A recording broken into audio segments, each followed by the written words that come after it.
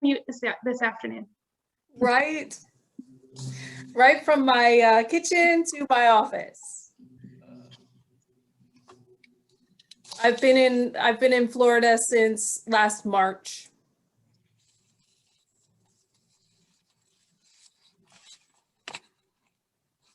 Okay, so I'm going to go ahead and get us started. Welcome, everyone. My name is Sarah Coles. I'm the Executive Director of the Texas Children in Nature Network. We're very excited to welcome all of you to our workshop tonight on nature and structure, and we're really excited to hear from Suzanne and Martha from Compan. Before we get started, I'd just like to do our land acknowledgement. I'm currently working in Austin, and as such, I am on the ancestral and unceded land of the Tonkawa, Cherokee, and Sauna people. Our ongoing colonial presence on indigenous lands compels us to take action now to counteract the effects of colonization. The work we do through the Texas Children in Nature Network is one small step towards that effort. I'm going to put a couple of links in the chat about land acknowledgements. So if you are interested, and I'm going to go ahead and just a couple housekeeping things before we get started. If you could, unless you're a presenter, have your video and off and you're on mute for right now. We are going to have a few interactive aspects, and when that happens, Suzanne and Martha will give us some directions to do at that point. And then also, this is being recorded, so I will have that recording out to everyone tomorrow. So thank you so much. Great. Thank you, Sarah. I'm just going to start. I'm Suzanne Quinn, and I'm also here with Martha Stockton. We both work for Compan Playgrounds and Fitness, which is located in Austin, Texas, just south of Pflugerville by less than a mile. I used to live in Pflugerville until I relocated to Tampa, or relocated to Tampa for the pandemic to join my family who lives here. We're each going to introduce ourselves. So I won't do that now. We have slides for that. Just to back up Sarah's acknowledgement, I'd like to acknowledge that I'm broadcasting from indigenous lands of Turtle Island, the ancestral home of what is now called North America. Borrowing from the UT land acknowledgement, I'd like to acknowledge Alabama Cushata, Caddo, Carrizo Camacheto, Cowutele, Comanche, Kickapoo, Lipan Apache, Tonkawa, Zylestra del Sur Pueblo, and all of the American Indian and indigenous peoples and communities who have been or who have become a part of these lands and territories in Texas, and reaching all the way to Florida as well. Very important to acknowledge that. At Compan, we have an anti-discrimination policy. We do not discriminate on the basis of race, color, national origin, sex, disability, age, religion, height, weight, marital or family status, military status, ancestry, genetic information, or any other legally protected characteristics in any of our programs and activities. We deliver education sessions, but we also design and manufacture playground equipment, so we also disclose that as well. So a little bit about me. I work for the division of the company, sorry, I'm moving my chat around, that is called the Compan Play Institute. This is our group. I am the sole person working in North America right now. The rest of the team works in Denmark. We're full-time staff for the company, and we're trained researchers, and what we primarily do is test equipment in the innovation phase. So when there's a piece of playground equipment, we consult with children first to make sure that it is fun and thrilling and approved by the children. Also, we work on accessibility and universal design, making sure that pieces of equipment are designed for everybody to use, and not just singling out people with special needs. And of course, the safety and the use and all of that. I have a PhD in Child and Family Studies, and I am a certified playground safety inspector, and I come from a human ecological perspective with a Froebelian ethos. I was a teacher, a generalist teacher, and an inclusive preschool back in the day, and now I'm working for Compan full-time as a researcher. And Martha's going to introduce herself next. Okay, hello. Can folks hear me? Yeah? I can hear you. Okay. Okay, my name is Martha Stockton. I am an architect. My title with Compan is Technical Manager. I focus more on kind of the non-equipment part of playgrounds. I do estimation and I do scopes of work to figure out what exactly needs to happen to get the playground built. Technical specifications, training. I'm also the sustainability coordinator for Compan. I am a certified natural playground designer through the OLE program. I've also taken the Texas Accessibility Academy, which is just general ADA. I am a volunteer guide for Balcones Canyonlands. I volunteer with the Sea Turtle Division at Padre Island, and I was on the board of Families in Nature. I also worked for a while at Texas Parks and Wildlife.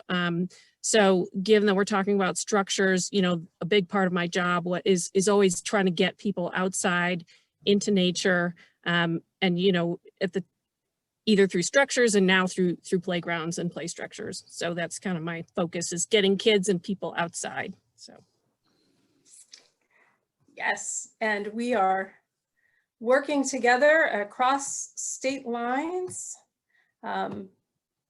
to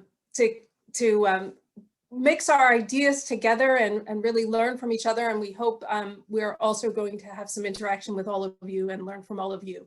So our session is going to have 3 parts. We're going to start with some orienting concepts and the support of the research and the theories that support nature play. We know that if you're tuning in, you all agree. We just hope to enrich the conversation with even more perspectives.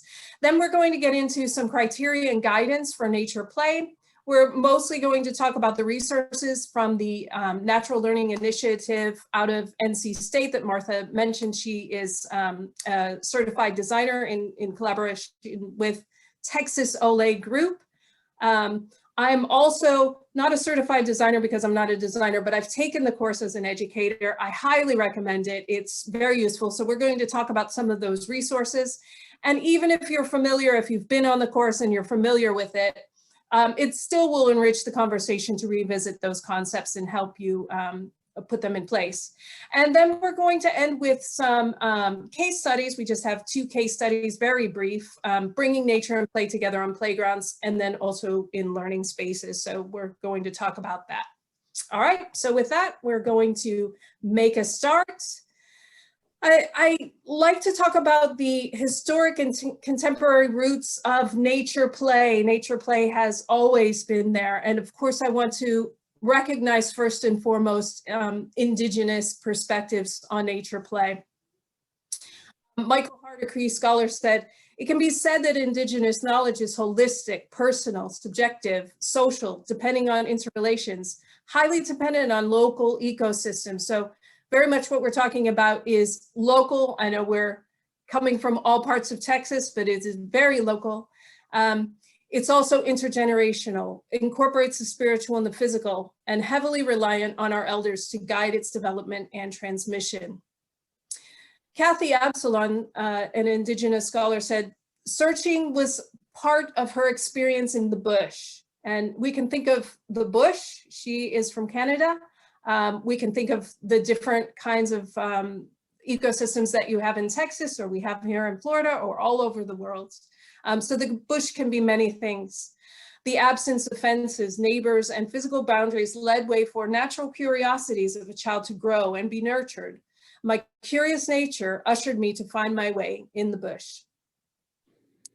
When we think of the Western perspectives on nature play, I think back to Froebel's kindergarten. I'm a Froebelian scholar, so this is my orientation. Froebel invented the kindergarten in the mid-1800s, and it was exported because of various reasons, people leaving what is now Germany at that time. And also it was bundled up with the suffrage movement. There were lots of women coming to North America, wanting to start groups of education. And at the heart of that kindergarten, not the same kindergarten that we have in our public schools today, but that is from that movement, was an idea of a spiritual connectedness to nature. And he said in childhood, there's a fourfold development of life: the child's own inner life, his life in relation with his parents and family, his life in relation with a higher invisible being, and especially his life in relation with nature, regarded as endowed with life like his own. So there's this connection between persons and nature, and we are part of that.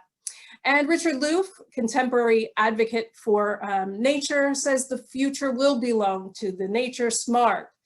And I like that he recognizes it's not only individuals, families, but it's also businesses and political leaders who develop a deep understanding of the transformative power of the natural world and who balance the virtual with the real.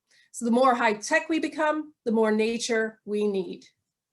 So I think it's important to acknowledge those historical and contemporary perspectives in what we're talking about when we talk about nature play.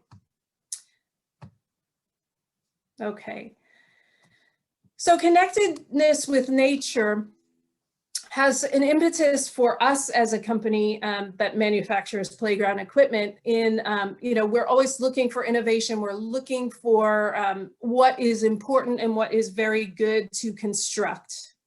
And so we take a look at theories and we take a look at research, and then we try to construct ideas about structures and then consult with children about them. Some of the theoretical perspectives that we're from are attention restoration theory, and this is from the Kaplans in the late 80s. This is the idea that nature replenishes our attention more than urban environments.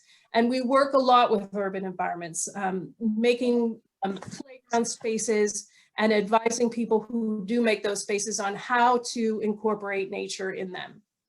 The idea of stress reduction theory, of the healing power that nature has to reduce our stress. I know Martha is out in nature now. And I think taking a holiday time or taking time out of your day to be around the world that is very natural, very wild in some ways, comes into your body and it reduces some of the stress that you get from being outside of that world. And then also the perspective of common worlding. We live in and with nature in a common world. And some ideas related to this, I would direct you in the direction of the Common Worlds Research Collaborative, which is out of Australia.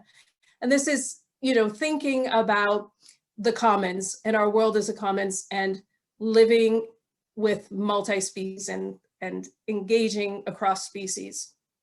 We know there's an importance of active play in and with nature. We know that there are benefits for people, and Bratman has an extensive review, 2012. There are benefits for health, well-being, and cognitive function, especially in the area of executive function.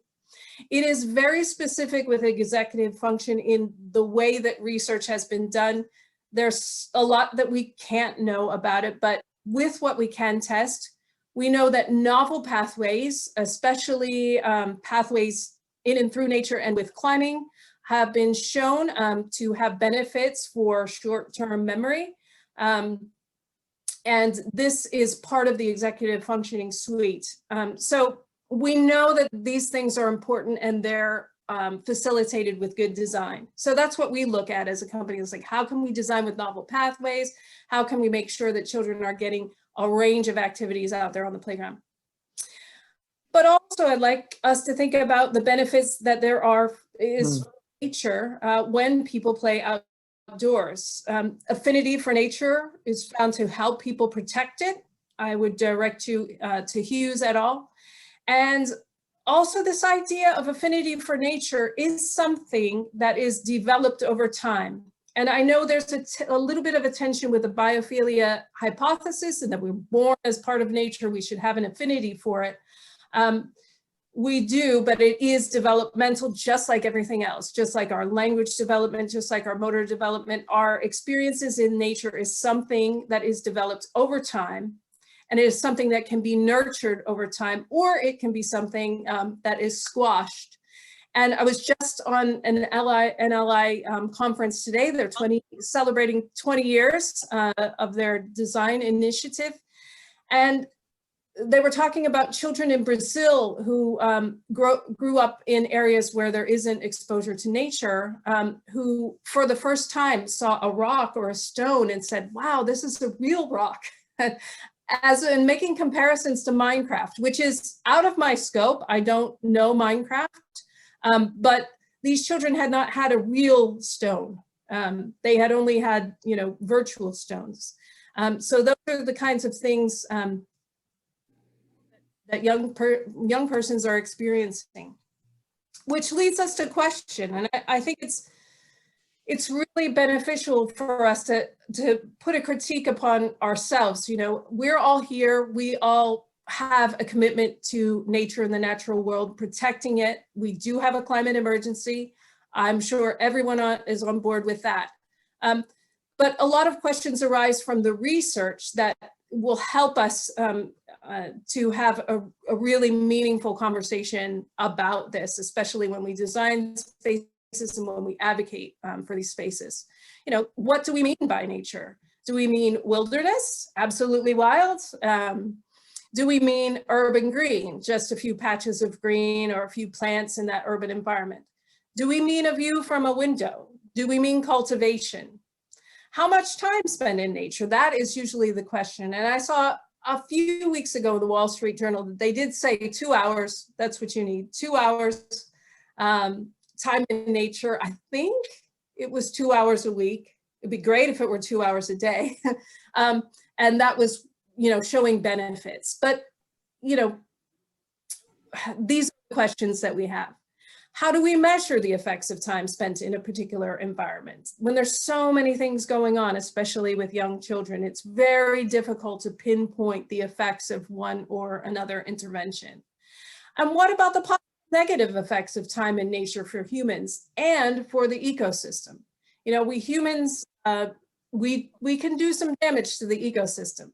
And I selected this photo. This photo was made in Ybor City, which is not far from where I am broadcasting right now.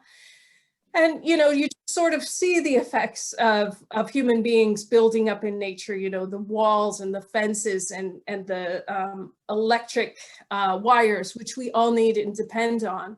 But we see the nature coming through the cracks. And I think that makes me very hopeful about nature and our future. Okay, so now it's time for interaction. I'd like you to type into the chat what it is you think of when you think of bioecological systems. I'm talking about systems that we are a part of. What are all the things? What are all the moving parts of these systems that we're a part of? We're talking about nature play. We're talking about designing natural environments. I'd like to think together with you about whatever it is you think about when you think about bioecological systems. And we'll just take, about 40 seconds on that. 40 seconds is a long time. And okay. So typing. It says my internet connection is unstable. Is it unstable? Can you all hear? We can hear you, and we've got from Xavier good. Chains, Interconnectedness. Good. Thank you, Xavier. Living and non-living relationships. Nature and play. Sorry, I missed yours, Martha. Respiration.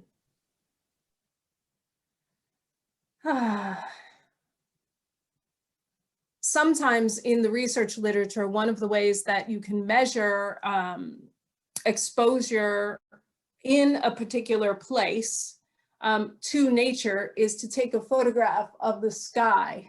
And if you take a photograph of the sky and there is sky and green things, then that is at a greater gradient.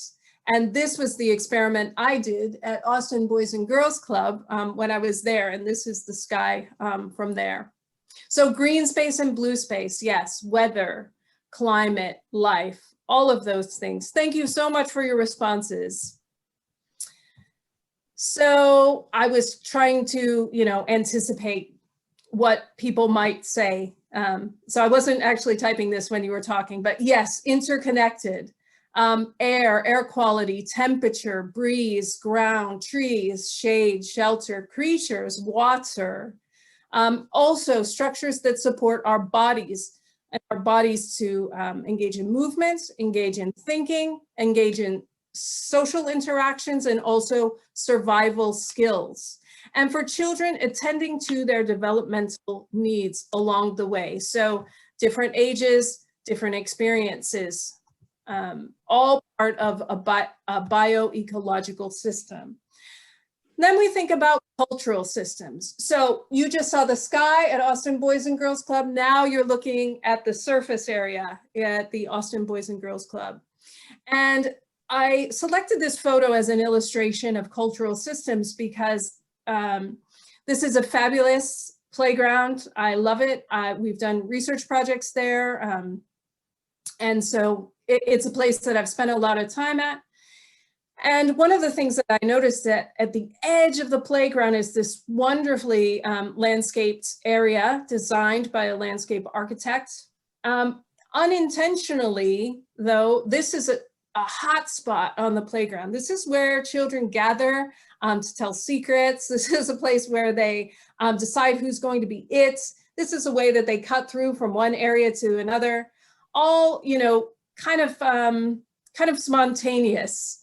And it reminds us, or can serve to remind us that, cultural systems are part of the bioecological system. Is what we have created or cultivated. It's related to the shelter and the protection that we need, but also can support risk-taking and create spaces for people and other living organisms. So I think those concepts are very fruitful. Martha's going to take us now, talk a little bit about this concept, building on that idea of bioecological systems. Yeah, so this slide just sort of shows the range. There's a range really between highly cultivated natural settings versus completely wild natural settings. So just as kind of an interesting experiment, I thought if folks could, let's start with wild and just type something in the chat box that comes to your mind when you think about wild, like wild nature.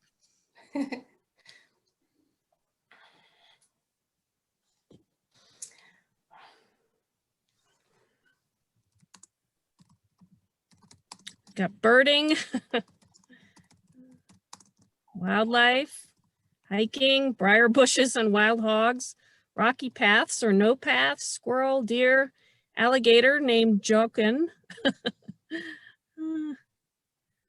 So kayaking in rough waters, great hiking.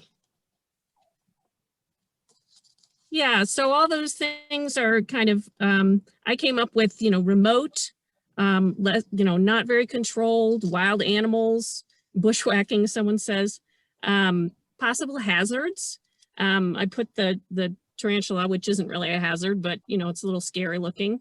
Rattlesnakes. It's also hard to access, but it can also be inspirational. And given that I'm, sitting in my car broadcasting from here, also you're off the grid, so that's part of wild there.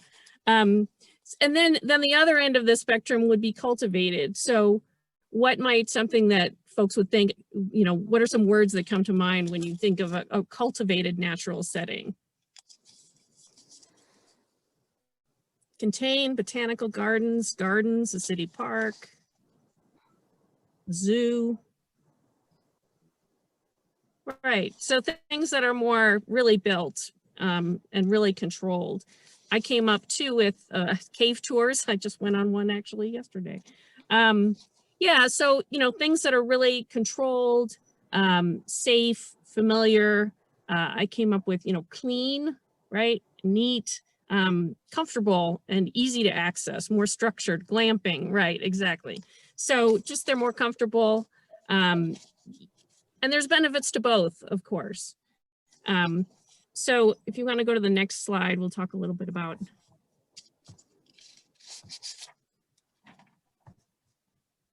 So human-made structures can increase access to nature. So you can have something that, I don't know if cultivated is the right word, but you see there a picture of a table that allows you to get out in nature, but it's convenient. You can eat your lunch there. The fishing pier, that's the pier at Goose Island that we just repaired after hurricane damage, and it is a completely ADA accessible that goes all the way out into the Gulf, and folks can fish out there. The one on the right there, upper right, is Big Bend National Park, and that's an exhibit there about the dinosaur bones, and so people can see and understand that without having to go in the middle of nowhere, and yet you're surrounded by the landscape that supports that. Cabin allows you, kind of like glamping, to get out there in nature, but it's not, you're not in a tent in the wind and the cold. And the same, the beach, there's a picnic table there, so you can, enjoy the birds and the weather and the sand, but you can still kind of put your stuff somewhere. And then that last picture is just sort of a dining area that is an open pavilion. So it allows you to experience that nature, but it's within a structure. So if you want to go to the next. Yep. Sorry, when it's white. There we go. Okay. I can't see the arrow at the bottom. Okay. So natural playgrounds kind of bridge this gap. And they use sort of structure, impose a little bit of structure on this wilderness that allows kind of a controlled experience in a way, but still a way to experience nature. And some of the benefits, it's kind of a low stress introduction to natural setting.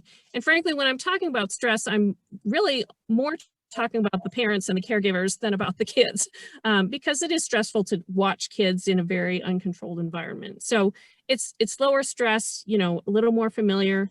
Again, easier to supervise than in a completely natural setting. There might be fence, it might be gated. We can talk about sight lines and just fewer hazards generally. Also, it's accessible for children and also for caregivers. The paths and widths of paths and stable surfaces. Risk is encouraged in a natural playground, but it's mitigated. And if, Suzanne and I in our work, all of our playgrounds have, the appropriate safety surfacing so that if there is a fall, it's mitigated. And again, all the equipment itself has safety standards that it's designed to. So, there is an element of risk, which is actually one thing I love about working for Kaplan, is that their equipment does encourage this risk, but it's kind of a calculated risk. So that's mitigated. And again, it's kind of less scary than just being out in the wilderness, again, for children and for the caregivers. And also it's a natural playground can bring nature into the city and just generally make it more accessible for underserved communities. So it might be a park, it might be on public transportation, it might be in their school, in which case they get a daily interaction with nature that otherwise they might have to actually go out of the city to pursue, which in some cases is just not really feasible for everyone. So I think I'm good. All right. And I think that last point is a really important one, Martha. And I think it is up to us as advocates to ensure that there's equity in parks and playgrounds for all of our communities. We owe this to each other. Of course, we can recite the benefits that there are for communities with playgrounds, for public health and also, lower crime and lots of benefits. However, it is also a human right to play, and everybody deserves that, and they deserve a great place to play. One of the things I like to talk about a lot is, playgrounds, they are unique sociocultural spaces. They are civic architecture. With careful design, the built environment works with nature and the outdoors to foster play. So a lot of what Martha's talking about is like, make the environment work, don't make it ugly, and don't make it, an eyesore or place that nobody wants to go, but really try and work with that environment. Martha also mentioned that there are guidelines for playground accessibility and safety. No, not guidelines for accessibility. That's the law, the Americans with Disability Act. There are, lots of standards, and Martha has listed them all here, but they're for, the playground equipment, but also the surfacing and the fences and the, not only the accessibility of the surfacing, but the impact attenuation of that. Accessibility is required for any playground open to the public. And this is the surfacing, but also the paths to and from the playground, also the parking, the nearby restrooms, and the drinking fountains. So we've listed all of the codes here. And if you have any questions about these, I don't want to linger too much because of course we have, just a half an hour left. But it is one of the concerns you would have if you wanted to build your own or make your own playground, knowing just exactly, what is the use zone for a particular piece of equipment, and knowing, exactly, well, there's lots of issues with entrapment and protrusions and things like that. You also want to be sure that the materials that you're using are durable, and that they're going to last you a very long time, because then that, brings value to your space. So if you have any questions about those, please do type them in the chat and we'll try and address them. But just, our point is just knowing that they're all there and they're important.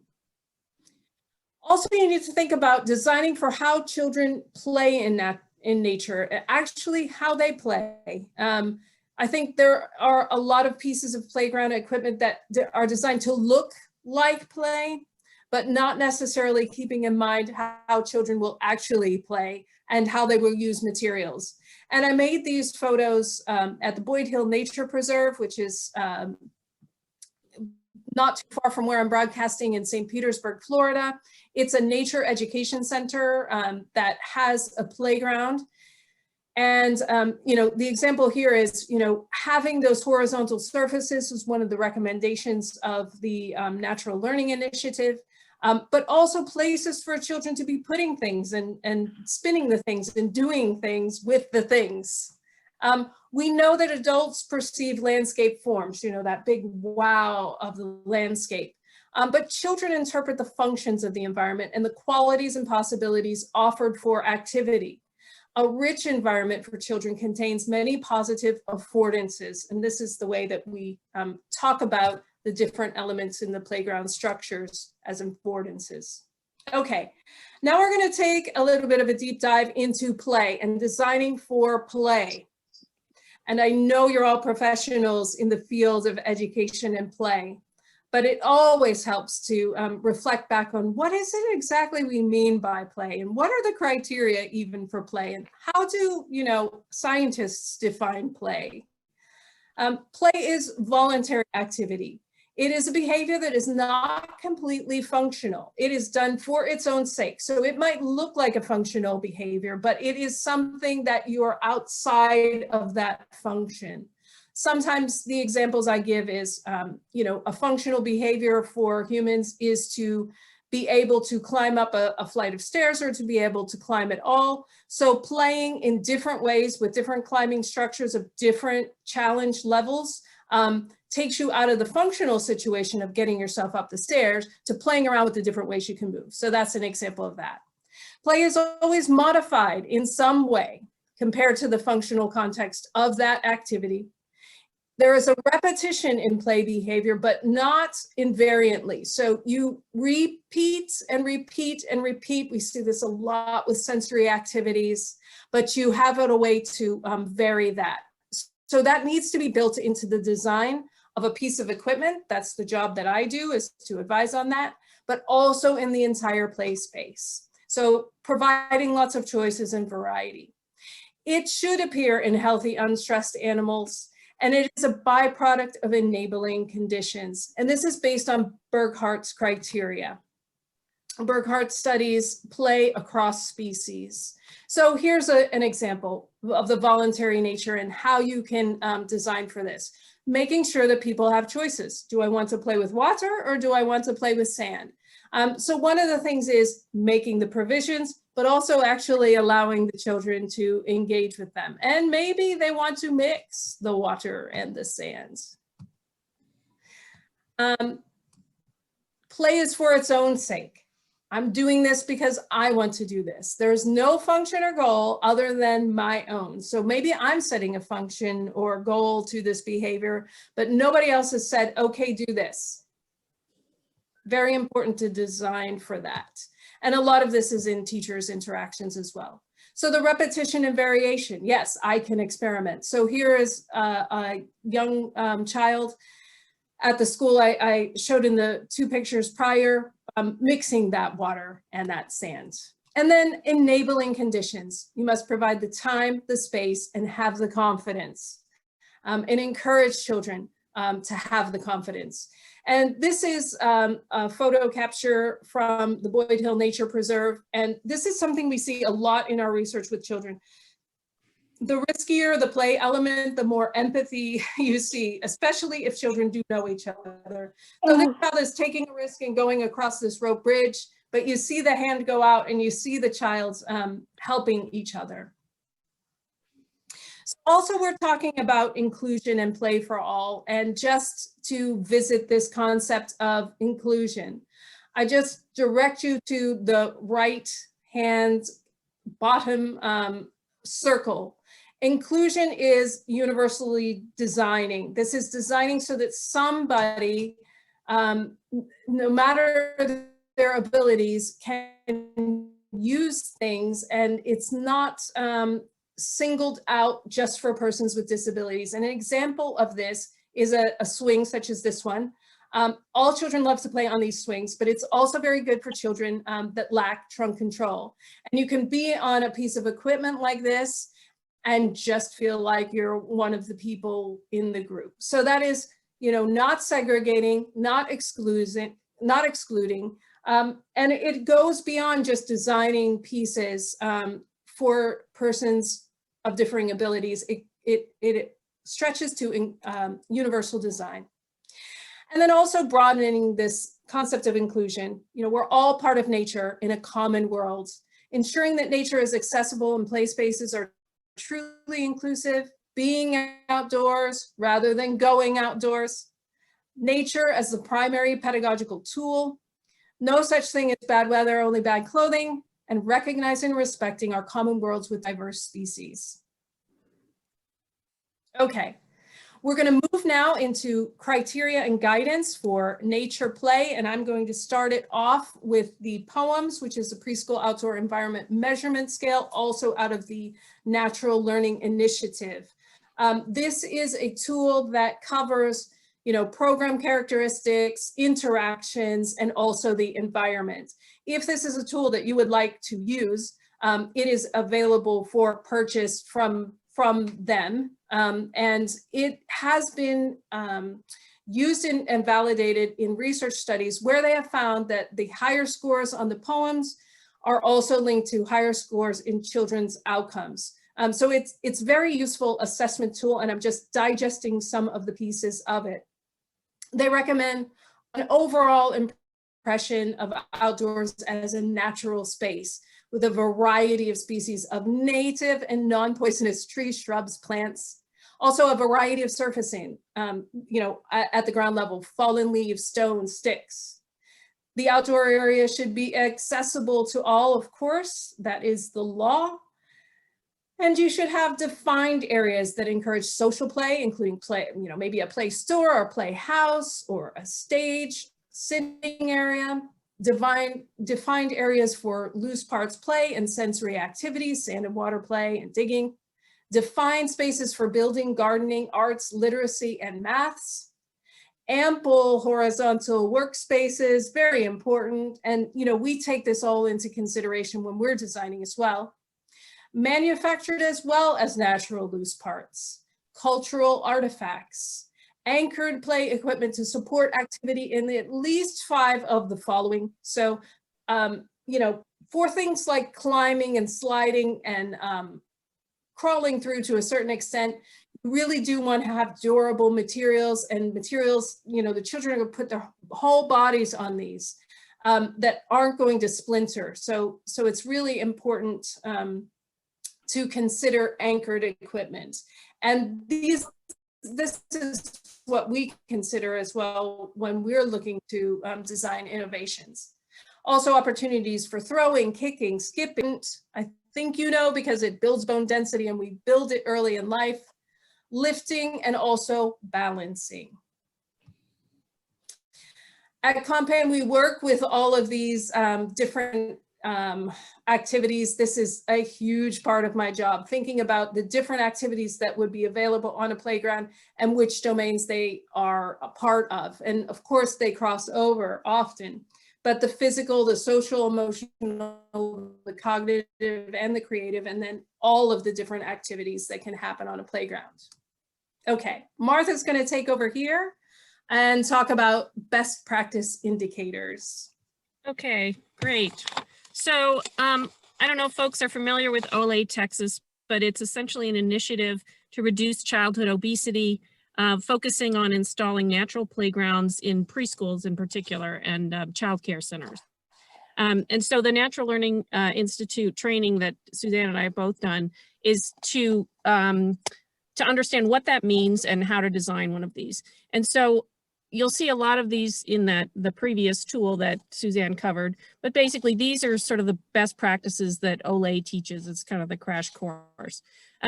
So some of these, the best practice indicators include a diversity of trees and shrubs, shade, a wide curvy looped pathway. That's particularly important in daycares and preschools because they can ride their wheeled vehicles around in a circle, and so they get a lot of activity that way.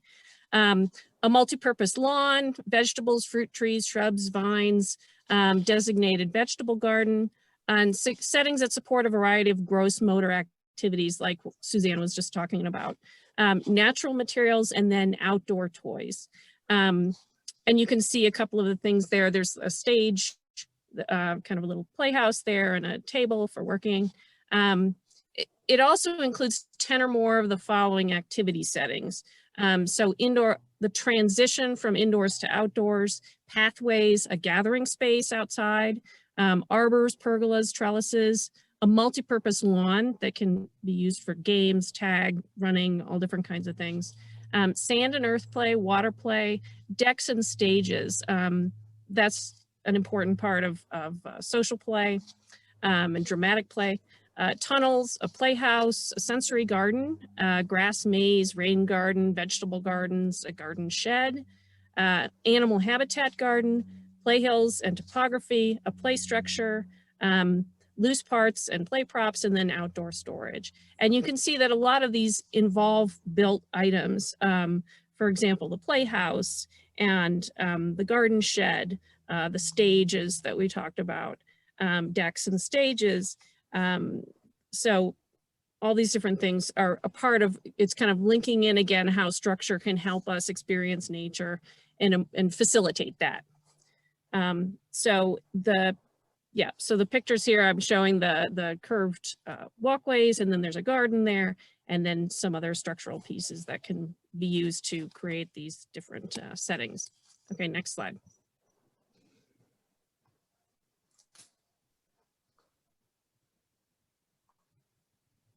You see it? Yep. Good. So as part of the training, we do what's called a Capstone Project.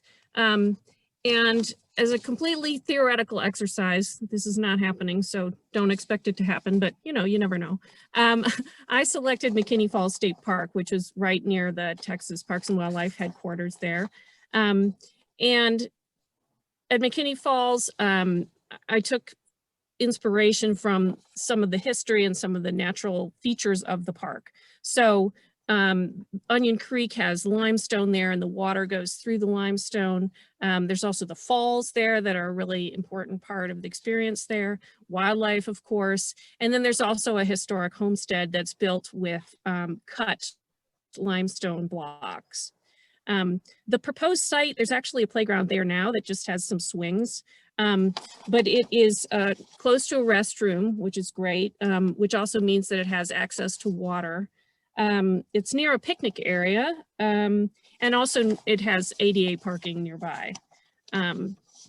So yeah, so the idea, part of this was that, you know, we're talking about wild versus cultivated, and McKinney Falls is a beautiful park. It's wonderful, but the falls themselves are kind of, you know, they're slippery. There's some deep water there. And so for a parent, you know, I could see how that would be a little nerve-wracking to have your kid running around next to the falls.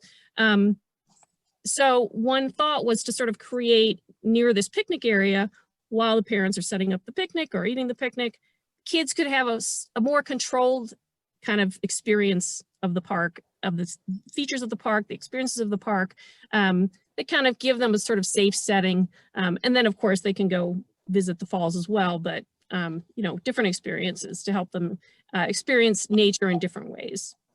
Okay, next slide.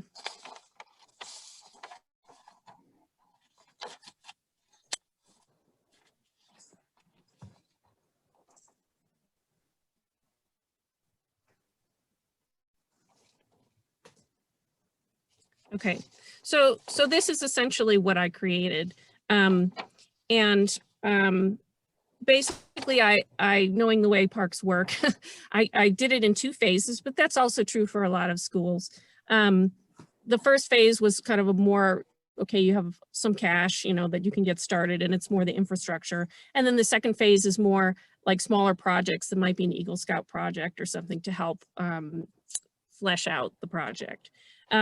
So in the first phase, I had the swings, which you can see there on the bottom left. This is the swing that it has, that swing that Suzanne talked about. Again, it's a manufactured swing, so we know that it meets all the safety requirements, and we just don't have to worry about that. The picnic tables are there existing, so those would be used. There's a grassy area of lawn. Number 3 on there is a grassy kind of lawn area.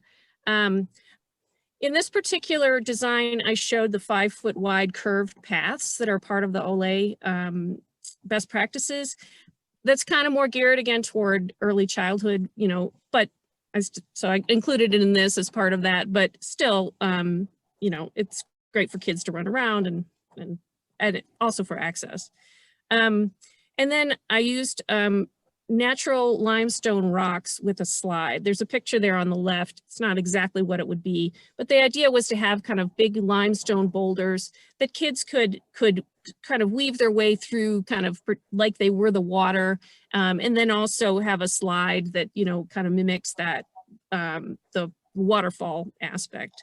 And then I used cut limestone blocks to create a classroom area there. So that's right. That's the boulders, you know, that you would kind of go through, and then probably a smaller slide than what's shown there. But that slide, that's another nice thing about that is it actually has the ADA platform attached to it. So again, it's, you know, something that's been constructed using the guidelines and using, you know, all that.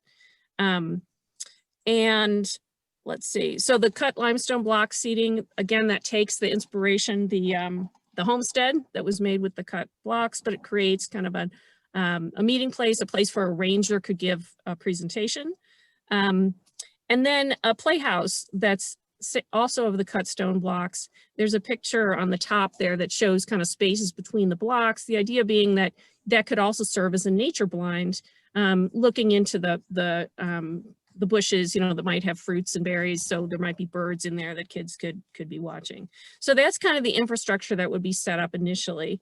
And then other projects that could be done by Friends of the Park or families or Eagle Scouts or whatever, as funding becomes available, would be planting native shrubs and grasses, tree cookies, which are slices of a fallen tree that are used kind of as stepping stones. An alternative would be, for example, in the upper left corner, these are kind of stepping pods. Those are actually something that we sell as a, again, it's a, you know, designed feature. So it's a known quantity, it's easy, it's durable. But the tree cookies are fun and they're cheap and they're, you know, kids can move them around and stuff. So it's a great addition. Also a trellis, which is number 10. So a trellis there that would have native grapevines, and there are native grapes in McKinney Falls. And then a water play area underneath that trellis. So we have the shade that was part of the best practices, and the water's accessible there from the bathroom. We can just run it over there. And again, that's the idea of, they can play with the water, play with it. You might have the water play might look like a waterfall, and incorporate that water play. And then I also included the framework of a Caddo tribe traditional house. So the framework could be there, and then loose parts of, cut grass or sticks or twigs could be used to create, whatever kids want to create. But the idea being that taking the inspiration from that native house. And traditional edible plants, persimmon, pecan, apple, all of which can be found in the area. So that was the concept that I had, showing the different OLE practices. And I think there's a lot of things in there that someone could use that are pretty easy to incorporate in a natural playground at a school or whatever. So that's. Yeah. I think it's great, Martha. Each time I look at it, I'm so impressed. Because it is doable, it's incremental. And you took a space that had nothing except for picnic tables and swings to all these different activities that were really going to keep children and their families in this place, and really paying attention to what is the local ecosystem. Another point about it is, one of the things that I'm involved in is studying how long children spend at playgrounds, because children need to spend at least an hour a day. And, if there's nothing but swings, that isn't going to be an hour. But if there's all of this, not only is it going to be an hour, it's going to be an hour, maybe 2 or 3 times a month. So I think that's fantastic, and it's really good tips. Are we ready to move on? You okay, Martha?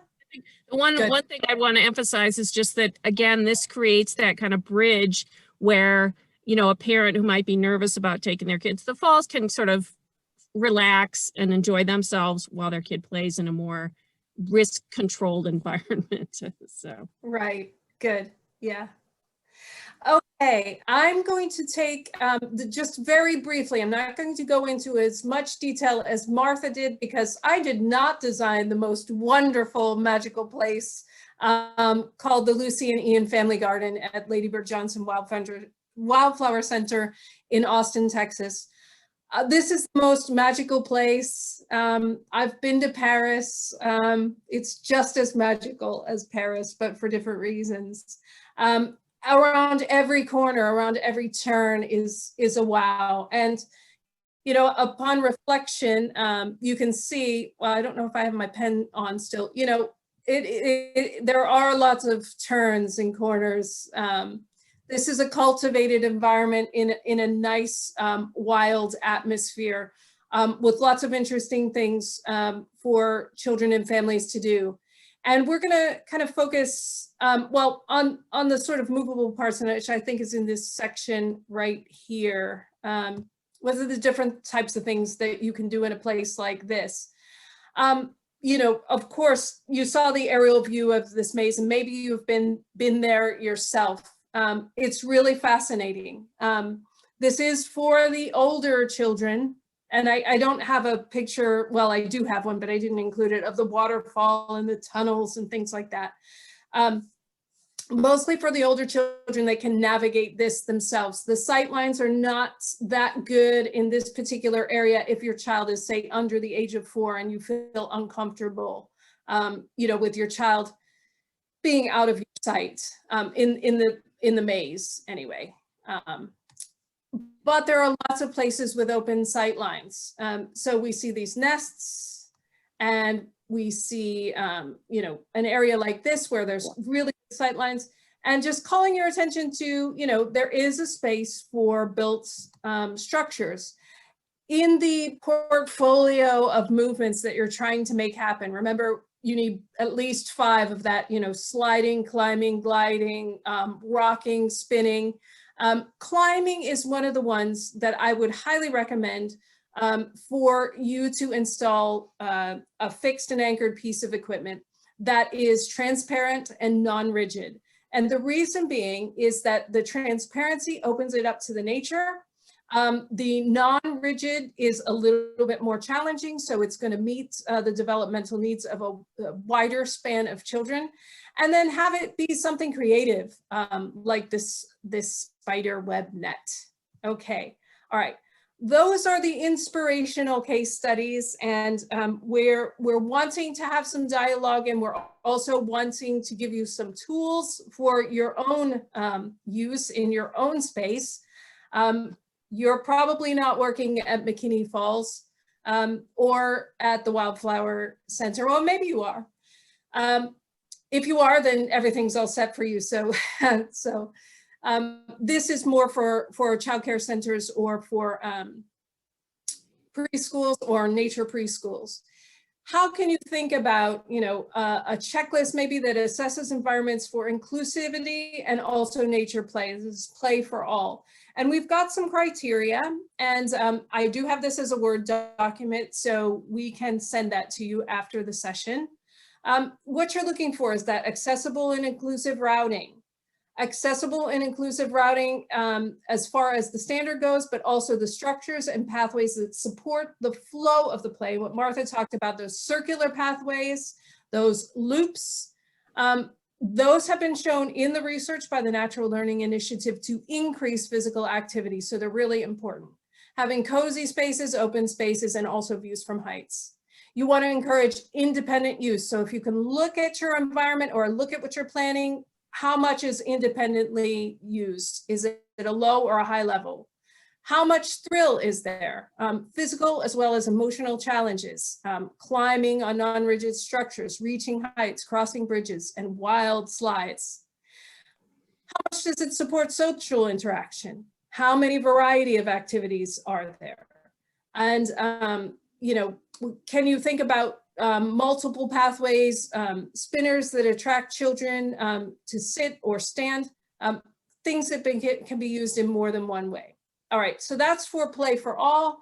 And now thinking about nature play, what we would suggest is looking at those things that you saw in the poems, the variety of native, non-invasive, non-toxic plants, natural shade, availability of stones, rocks, and boulders, materials that can be manipulated, structures that serve as a place for material manipulation, those desks, funnels, tubes, availability of logs or wood to climb upon, transparent structures that allow views of nature, structures that encourage natural movements, structures that work with the landform, as Martha was talking about, embankment slide whenever possible with ADA transfer, and also places for refuge.